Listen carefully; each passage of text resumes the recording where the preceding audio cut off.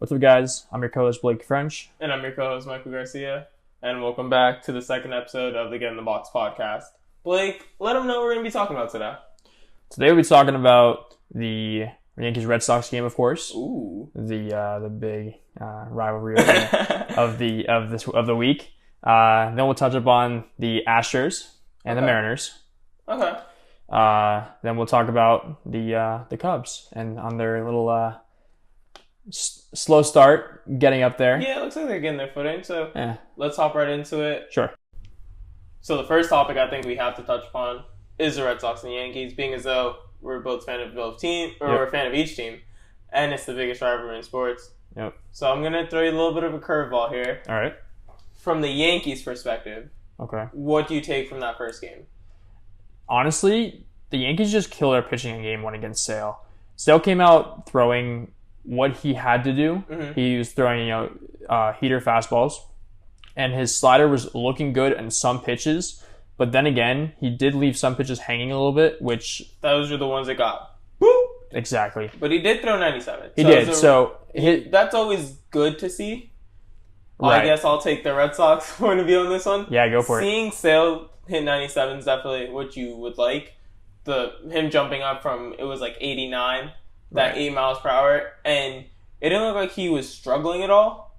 But as you said, if you leave balls hanging in a small stadium, they're just going to fly. Yeah, and a team that's sort of built on power, right? It's just, you can't let those hang. Right. And he was very upset, obviously, about at the end of that game with his post-game interviews. Yeah, I personally am a big fan of players doing this kind of post-game interviews, like actually being real, and him saying, I suck right now, this is disappointing for me and disappointing for everyone. I don't want to see you get to a press conference after getting shelled. Be like, no, I was good. My pitches were there. Clearly, they weren't. Right. I understand in some instances, but his pitches were definitely not. Right. Now let me ask you this. Sure. No, you guys didn't really have too many moves in the offseason.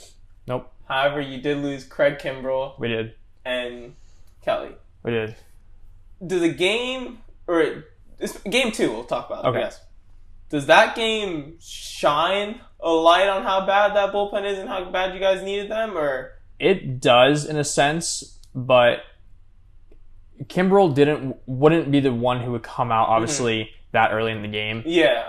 I think they made the right decision going with who they went with, but I just think that the style they pitched against the Yankees just wasn't what the Red Sox, especially management, was looking for. Yeah. Evaldi came out pitching great. Slides out. Yeah. Slides out. 6 innings pitched, only 3 hits. I mean, you couldn't have done much better. And then JD came out hitting a bomb in, I think, the first inning. Yeah, he took him yard first. And then Vasquez either went yard first or second inning with a 2-run bomb. Exactly. That game was looking very Red Sox positive for the first 6 innings. Because the Red Sox were in the lead for a while there.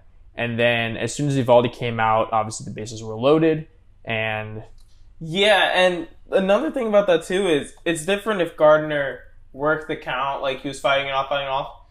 It was an 0-2 count. And he just got a meatball. Yeah. Frazier I don't know what happened, if he was just trying to sneak one by him or if one just slipped. Right. But Gardner was sitting red dead and put a laser beam over Mookie. Yep. We were talking about this a little bit before. I honestly think if that ball's like a pop fly sort of home run, I think Mookie goes and robs it.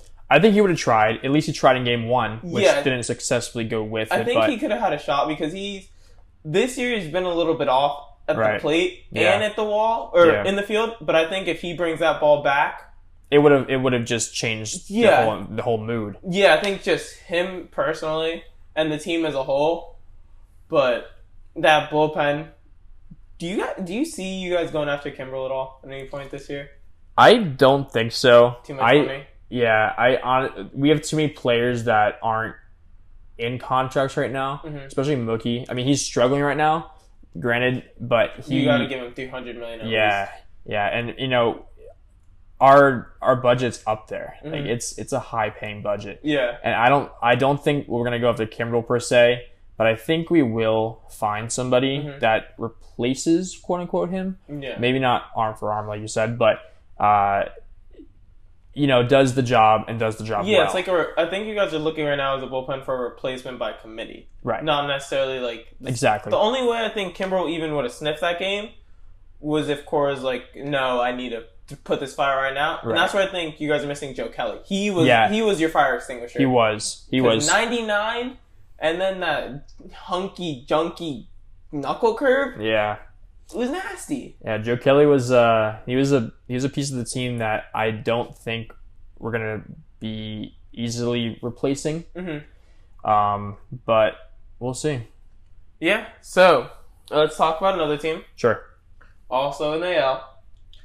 Now this bullpen, unfortunately, is doing a lot better than your bullpen. Their starters are doing a lot better than my starters and your starters, and their lineup. That Houston Astros finally ended a 10-game winning streak. Yep. But the Houston Astros are on a 10-game winning streak in April. Let's talk about them. What part of the team during this 10-game winning streak do you think really caught your eye, or what do you think really propelled them to go to this to get this many wins in a row? Honestly, the Astros are just healthy. That's the big thing right now. Altuve last season, he was playing half the season with this fractured kneecap, which obviously took away from his power and his speed as well. And he was still a top 15 player. Exactly. But now he's just, he's homered he homered in 5 straight games last week, which obviously, you can't take lightly. Yeah. And then, I don't know, they're, Correa even too, he's healthy too. It's, they're just doing well. Yeah, that lineup when fully healthy, Springer, we saw them win a World Series 2 years ago. There's a reason they won a World Series. Yep. They're pitching, although they lost Keuchel. Yep. They lost a lot of people actually. Yeah, that's true. They lost 3 starters, right? Yeah, they lost Keuchel, Morton, and McCullers right now is obviously still in the team, but he is recovering from Tommy John surgery over the summer. But between all those 3 people last season, they started for a combined 86 games. So half the season. Right, exactly. So not having them now, I'm surprised to see that they're doing so well. But at the same time, it's just their offense, I think, is making up for what they lost in pitching. Yeah, with that offense, it's sort of just don't let the other team score more than 5. Exactly. If you can if the Astros pitching holds a team to 3 or less, yep, I guarantee you by the end of the year, their win percentage in games where the other team scores 3 or less is going to be 80+. All right. Because if Altuve's not on, okay, maybe Springer's on. Oh, Springer's not on, maybe Correa's on. No Correa? Okay, maybe Yuli. No Yuli? Maybe Brantley. Right. Oh, none of them are on? Who just finished top 5 in MVP voting last year and they're all hurt? Bregman. Yep. Lineup's deep. Yeah, they have a really nice lineup. And not to mention, right now, they're first in the AL West, which... Remind you, who's also in the AL West? The team that the team that beat the Red Sox Series 1. Right, exactly. And that team we're talking about is the Seattle Mariners. Didn't you call it not to trust them last week? I did. So they started out really hot, and now they're on a 6-game losing streak, and they lost against, obviously, Astros, got swept, and against Indians. So yeah, I think... And the fact that it's those 2 teams really shows where the Mariners are. I don't mean this in a slight in any way about the Red Sox, but as we've seen, they haven't had their footing so far. So they're playing as a subpar team. Yeah, I would agree. And then you go up against 2 teams that are perennial playoff teams, and they just showed the Mariners, hey, what you guys were doing was really cute. Yeah. We understand you guys had 20 straight games with a home run. But we're going to show you how to win. Yeah, we got some big dogs. We got some pitchers. Yeah. And it's just what it is, honestly. And I think that's just the Mariners are. And like they said, I mean, good pitching beats good hitting any day. And obviously the Astros and I guess the Indians too, obviously, beat the Astros with that good pitching versus their good hitting. Yeah, and the Mariners they're just all boom or bust. That team, to its core, is 10,000% home run based. Yeah. If you can keep them either in the park, and if you can't keep them in the park, keep it to 1-run home runs, solo shots. They're not that good. The pitching's out there. It's a team that, come All-Star break, come trade deadline, whoever's balling is probably going to be shipped out, as we saw this summer. Right. It's very true. Let's talk about a team that's also caught their footing back on. Yes. The Chicago Cubs. Yep. The Chicago Cubs, I mean, they started with only 1 win and 6 losses, which obviously would scare any team. Mm-hmm. But now they're 8-9 currently as we obviously made this podcast. The sweep against the Marlins though this past week, I think just upped their confidence a little bit. Yeah. Quintana especially. He was lights out that game against the Marlins. He was. But in the beginning of the season, he wasn't doing so well. Mm-hmm. I mean, at one point he had 8 earned runs, 3 homers, and just 3 innings pitched. Yeah. So obviously he wasn't doing so hot. But now something changed, and he had, in his 18 innings pitched, he only permitted 15 hits, 4 walks, and he had 26 strikeouts. Jesus. So something changed, and he's doing well.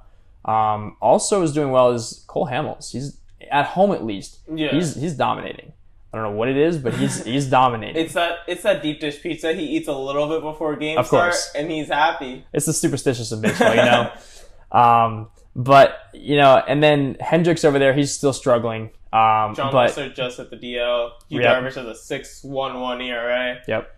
And I think, especially in baseball, how their series get played, and there are certain teams in the league, like the Marlins are this year, that just aren't necessarily competing. Right. When you're running into a rough patch and you're going through the treacherous dog days, you have to take series like this. You have to take advantage of these. You have to sweep these teams. Yeah. We saw Javi Baez go yard a few times. Yep. We saw Chris Bryant get some hits. The Cubs starting pitching looked really, really good. It's these type of series that it's like, okay, this is who we are. This is who we are. And it's, especially since baseball, you fail so much, when you actually see yourself succeed. It's just a confidence booster. Yeah, in what other sport do you succeed 35% of the time and you're regarded as one of the all-time greats? Like, if you retire playing consistent baseball for over a decade and you bat over 350, you're up there as a top ever. Right. If LeBron James is shooting 35% from the field, you're like, oh, LeBron's broken. Right. If Mike Trout hits 350, you're just like, yeah, this is the greatest player ever. Right. Yeah, no, it's very true. I honestly think the Cubs, especially, I think they're going to have a pretty good season. And the reason I say that is just because, obviously they struggled a little bit in the beginning, but I think now that they have a little bit of their footing and that they have a little bit of a confidence booster with the sweep against the Marlins, I think that, from here on, I think they're going to be, I'm not going to say a top team, but I think they're going to, stay up there with some of the big guys. Yeah. I really think what it's going to come down to, what we've seen so far this year with the Braves, the Cubs, a little bit of the Brewers because of injuries, the Red Sox, it's the bullpen. Yeah. The Cubs bullpen, or the Cubs overall team staff ERA is 10th in the NL. Right. It's only 15 teams. Right. Carlo Ruiz Jr. started the year, their closer. He's in AAA already. And we're seeing a lot of players who they gave contracts to a few years ago that they were hoping would take that next step, just have either been stagnant or taken a step back. Right. And it's really hurting them, especially in that division. Yeah. Like the Brew Crew, the Cardinals look good. The Cubs could maybe the Cubs are in a weird spot where they're going to miss the wild card barely. Right. Or they have a chance, like they did last year, to win the division and have the best record. I agree. I think that, again, I don't think they're going to be a top team. They're not going to be first in their division. But I think that, like you said, they're going to be pretty close to that wild card area. They're going to be kind of like good, but not great. Yeah. But I guess time will tell. And if they keep up the way they're doing it, especially starting now, I think they could be up there. Yeah, I honestly think the NL Central sees 3 playoff teams this year. Yeah, I agree. I don't know who's going to win the division, but I don't see any other teams in the NL. Like, the Rockies are struggling. Padres are playing cool. They're playing really good so far, but a young team, the second half fatigue is going to hit. And I really, really do not trust the Nats. I said last week, the NL East is only other division that I can see stealing a wild card spot, but I can also see any of those teams just having a second half collapse. We saw last year with Acuna and Albies, they had a second half collapse, being the rookies. We saw the Phillies being so young. And so I'm really excited for this season of baseball. I can tell you are as well. Of course. So I think it's about time to wrap it up. We've talked about everything that we've wanted to touch upon. Yep. So let's just remind the listeners one more time. I'm Mikey Garcia. I'm Blake French. This is the Get in the Box podcast. Make sure you subscribe to Modern Sports Media on Instagram, Twitter. Follow us on Facebook. You'll be able to find all of our content there. On our YouTube, you'll be able to find us as well as all of our other sports. We'd like to thank you all for joining us, and definitely give us all the feedback you guys have. Yeah, I agree. And, if you guys have any questions, of course, we're always on Instagram. We're always on our social medias. So just DM us, message us any way you want, and we'll respond, obviously, as quick as we can, or maybe feature in the next podcast. Yeah. So we'll talk to you guys next week. Peace.